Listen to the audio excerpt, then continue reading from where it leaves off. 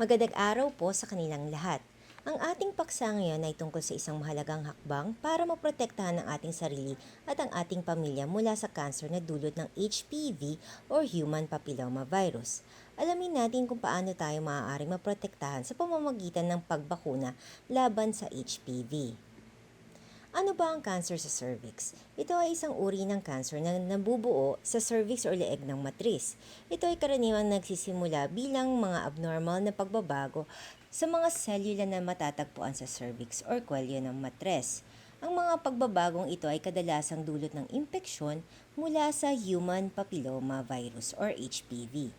Mahalaga na maintindihan na karamihan ng mga kaso ng cervical cancer ay maiiwasan sa pamamagitan ng tamang impormasyon tungkol sa pag-iwas at regular na screening o pagsusuri. Malaki ang posibilidad na makaiwas sa mga sakit na ito. Hindi tulad ng ibang cancer, ang cervical cancer ay may mataas na tsansa na maiwasan kung maaga ang pag-unawa at pagtugon dito. Bakit natin pinag-uusapan ang cancer sa cervix? Ito ay isa sa mga pinakakaraniwang uri ng cancer sa mga kababaihan sa buong mundo. Sa katunayan, dito sa Pilipinas, napakataas ng bilang ng mga nagkakaroon nito. Napakahalaga ng pag-unawa sa isyong ito upang mapahusay natin ang mga estratehiya sa pangangalaga, maitaas ang kamalayan ng publiko at maitaguyod ang mga programang pangkalusugan na nakatuon sa tamang screening at pagbabakuna laban sa HPV. Ang bawat kaalaman na ating naibabahagi tungkol sa sakit na ito ay maaaring makasagip ng buhay. Kaya naman mahalaga na lahat tayo ay may sapat na impormasyon tungkol dito. Tingnan natin ang mga numero para maintindihan kung gaano kalawak ang epekto ng cancer sa cervix. Sa buong mundo, may humigit kumulang 604,000 ang bagong kaso ng cervical cancer at 342,000 na namamatay mula rito taon-taon. Isipin ninyo, halos kalahati ng mga nagkakaroon ng sakit na ito ay namamatay. Dito sa Pilipinas, ang cervical cancer ay ang pangalawang pinakakaraniwang uri ng cancer sa mga kababaihan. May 7,277 bagong kaso at 3,807 na namamatay bawat taon. Ang mga estatistikang ito ay nagbibigay diin sa kung gaano kaimportante ang pag-unawa at kamalayan tungkol sa sakit na ito. Ang mga numerong ito ay hindi lamang mga estatistika. Ito ay kumakatawan sa mga buhay, mga ina, mga anak na babae, mga kapatid at mga kaibigan. Kaya't napakahalagang patuloy nating itaguyod ang kamalayan at ang mga hakbang para maiwasan ito. Ito mga misconception sa cervical cancer.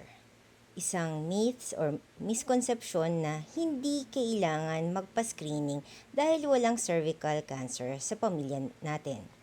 Ang katunayan, ang cervical cancer ay hindi namamana. Ito ay dulot ng matagal na impeksyon ng high-risk HPV or Human Papilloma Virus na naipasa sa pamamagitan ng anumang uri ng sexual contact. Pangalawa, hindi tama ang hindi kailangan magpa-screening dahil wala naman akong nararamdamang simptomas. Ang totoo ay, walang sintomas ang cervical cancer sa mga unang yugto nito. Sa katunayan, maaari pa ito matuklasan habang precancerous pa lamang kung kailan napaka-epektibo ang gamutan. Ang pagtuklas nito ay sa pamamagitan ng mga cervical cancer screening gaya ng pap smear at HPV DNA testing. Isa ding misconception ang nagpapacheck up para sa cervical cancer ang babae kung may simptomas lamang. Ang katotohanan ay huwag hintayin ng mga kababaihan na lumabas ang simptomas bago magpa-screening dahil maaaring umabot ang cancer sa pre-cancer at mga ilangan ng operasyon, radiotherapy o iba pang gamutan.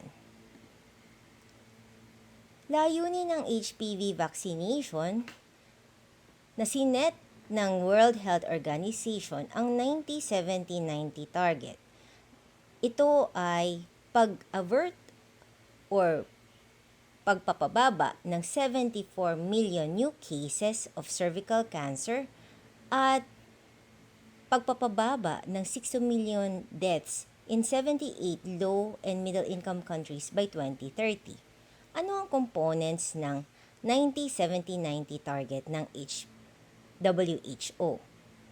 Una, 90% of girls fully vaccinated with HPV vaccine by 15 years of age. Pangalawa, 70% of women are screened with a high-performance test or HPV DNA test by age 35 and 45 years of age. Precancerous lesions are treated early. 90% of women identified with cervical disease receive treatment, including treatment of cervical precancer and invasive cancer. Ngayon, pag-usapan natin kung paano maiiwasan ang cancer sa cervix. Ang pangunahing sanhi ng sakit na ito ay ang impeksyon mula sa human papillomavirus or HPV. Ang virus na ito ay nagpapalaganap at maraming uri or strain nito ay maaaring maging sanhi ng cancer. Ang HPV ay karaniwang kumakalat sa pamamagitan ng sexual na contact. Kadalasan ang impeksyon ay nawawala ng kusa, ngunit sa ilang mga kaso, lalo na kung ang impeksyon ay mula sa mga high-risk na uri ng HPV, ito ay maaaring humantong sa pagbabago ng mga selula na maaaring maging cancer. Ang magandang balita ay mayroon mga bakuna laban sa HPV na nakakatulong na maiwasan ang impeksyon. Ang mga bakunang ito ay pinaka-epektibo kapag ibinibigay bago ang unang sexual na aktibidad, ngunit maaari pa rin makatulong sa mga may edad na. Ang HPV or human papillomavirus ay isang karaniwang virus na maaaring makahawa sa kahit sino. Karamihan sa mga nahahawa ng HPV ay mga walang nararamdamang sintomas kaya hindi nila alam na infected sila. Naipapasa ito sa pamamagitan ng skin-to-skin contact, lalo na tuwing nagtatalik. At may ilang uri ng HPV na nagdudulot ng kulugo at may iba naman nagdudulot ng mga cancer. Maraming uri ng cancer ang maaaring dulot ng HPV. Ang pinakakilala ay ang cervical cancer or cancer sa matris. Ang nakakabahala ay halos lahat ng kaso ng cervical cancer ay dulot ng HPV infection.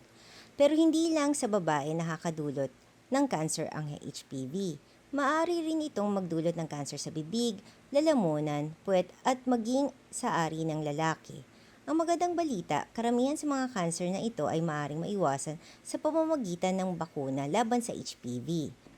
Ang statistics ay nagsasabi na kada taon, libo-libong mga Pilipino ang nadadiagnose ng cervical cancer at marami sa kanila ay namamatay dahil dito. Maiiwasan sana ito kung nabakunahan sila laban sa HPV sa tamang edad. Kahit sino, babae man o lalaki ay maaaring mahawa ng HPV or human papillomavirus. Hindi ito pumipili ng kasarian, edad o estado sa buhay. Dahil walang malinaw na sintomas ang karamihan ng mga HPV infections, maraming tao ang hindi nalalaman na sila ay nahawahan na. Mas mataas ang panganib sa mga hindi nabakunahan sa tamang edad. Ang bakuna ay pinaka-epektibo kapag ibinibigay bago magsimula ang anumang sexual activity. Kaya naman inirerekomenda ito sa mga batang edad 9 hanggang 14 na taon. Hindi ibig sabihin na kapag nabakunahan ang iyong anak ay hinihikayat na sila na magsimula ng sexual activity. Sa katunayan, ito ay para maprotektahan sila sa hinaharap kahit kailanman sila maging sexually active. Ang bakuna laban sa HPV ay isang ligtas at mabisang paraan para maiwasan ang impeksyon mula sa mapanganib na uri ng HPV na nagdudulot ng cancer. Inirerekomenda ito para sa mga batang babae at lalaki na may edad na 9 hanggang 14 na taon gulang. Kung ang bata ay mabakunahan bago mag-15 taong gulang, 2 doses lang ang kailangan na may 6 na buwang pagitan. Kung 15 taong gulang pataas naman, 3 dosis ang kailangan. Ang bakuna ay nakapagpoprotekta laban sa maraming uri ng HPV, kabilang mga uri na nagdudulot ng cancer sa matris at iba pang bahagi ng katawan. Ang bakuna laban sa HPV ay may maraming benepisyo. Una, nakakaiwas ito sa halos na 90% ng mga kaso ng cervical cancer at iba pang uri ng cancer na dulot ng HPV. Sa madaling salita, maliligtas nito ang maraming buhay. Pangalawa, nakakaiwas din ito ng mga genital warts o kulugo sa ari. na kahit hindi nakamamatay ay nakakahiya at nakakabahala. Pangatlo, matagal ang bisa ng bakuna. Ang isang kumpletong course ng bakuna ay nagbibigay ng pangmatagalang na proteksyon. Dagdag pa rito, kapag maraming taong nabakunahan, lumilikha ito ng herd immunity na nagpoprotekta sa buong komunidad kahit sa mga hindi nabakunahan. Maraming nag-aalala tungkol sa kaligtasan ng HPV vaccine. Ang masasabi ko po ay, oo, ligtas ito. Ang bakuna ay aprobado ng WHO o World Health Organization, ng ating DOH or Department of Health at ng FDA, Food and Drug Administration. Higit 300 milyong doses na ang naibigay sa buong mundo at patuloy na sinusubaybayan ang kaligtasan nito. Katulad ng ibang bakuna, maaaring makaranas ng ilang side effects tulad ng kaunting sakit sa lugar ng ineksyon, pamumula, pamamaga at minsan ay kaunting lagnat. Pero ang mga ito ay pansamantala lamang at nawawala rin pagkalipas ng ilang araw. Ang benepisyo ng proteksyon laban sa cancer ay higit na mas malaki kaysa sa mga pansamantalang side effects na ito. May mga maling paniniwala tungkol sa HPV vaccine na kailangang iwasto. Una, hindi nakakabaog ang HPV vaccine. Walang siyentipikong ebidensya na sumusuporta sa paniniwala na ito. Pangalawa, hindi lamang para sa mga babae ang mga bakuna. Ang HPV ay nakakahawa sa lahat, kaya mahalagang mabakunahan din ang mga lalaki. Pangatlo, hindi masyadong maaga para mabakunahan ang mga bata sa edad na 9 hanggang 14 na taong gulang. Ang bakuna ay pinaka-epektibo kapag ibinigay bago magsimula ang sexual activity. At ang pinakamahalagang punto, ang bakuna laban sa HPV ay proteksyon laban sa cancer. Hindi ito pahintulot or encouragement para sa mga maagang pakikipagtalik. Ang pagbabakuna ay tungkol sa pag-aalaga ng kalusugan ng ating mga anak. Saan makakakuha ng bakuna? Magpunta po sa kanilang barangay health centers at mga pampublikong paaralan sa pamamagitan ng school-based immunization program. Bilang mga magulang at miyembro ng komunidad, mayroon tayong mga tungkulin para protektahan ang ating mga anak at kapwa. Una, hikayatin natin ang pagpapabakuna bago mag-15 taong gulang para sa pinakamainam na proteksyon. Pangalawa, kailangan nating makipag-uusap sa ating mga anak tungkol sa kahalagahan ng kalusugan at proteksyon laban sa HPV. Ito ay isang oportunidad para turuan sila tungkol sa responsible health practices. Pangatlo, tulungan nating labanan ang maling impormasyon. Kapag may naririnig tayong maling paniniwala tungkol sa bakuna, ibahagi natin ang tamang impormasyon. Panghuli, suportahan natin ang mga programa ng DOH at local government units para sa mas malawakang coverage ng bakuna. Sa pamamagitan nito, mas maraming kabataan ang mapoprotektahan mula sa cancer na dulot ng HPV. Tandaan, ang pag-iwas sa cancer ay nagsisimula sa tamang impormasyon at aksyon. Protektado ka, protektado ang pamilya.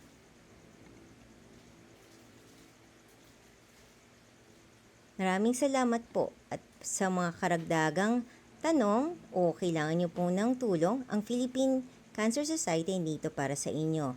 Maaari nyong bisitahin ang aming website sa philcancer.org.ph or ang ACNOW platform na acnow.philcancer.org.ph. Maraming salamat po sa inyong pakikinig. Magtulungan tayo laban kontra cancer. Philippine Cancer Society website at philcancer.org.ph and ACNOW platform, acnow.philcancer.org.ph. At ito naman po ang aming email, pcsi@philcancer.org.ph. Follow us on our Facebook community, join our community. It's the Act Now Cancer Awareness Community. Capture the QR code and see you there.